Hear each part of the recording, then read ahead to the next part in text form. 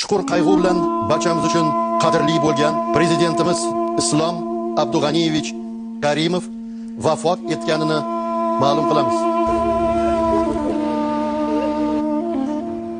Boshqona keling yo'q, ya'ni qonuniy boshqonaga shart yo'q. O'zbekistonda kelin ko'ylak kiygan qizlar erkerak yozuvlari bilan ko'cha bo'ylab sayr qilishdi. Xitoyliklar O'zbekistonga ommaviy ravishda kelib, o'zbek qizlariga uylanishmoqda. Xorazmda profilaktika inspektori begona ayol bilan qo'lga tushdi. O'zbekistonda vagon kuzatuvchisi kupeda fohishaxona tashkil qildi. Toshkentda tungi klub raqqosalari milliy liboslar kunini qo'llab-quvvatladilar. Tungi liboslarni an'anaviy liboslarga almashtirdilar.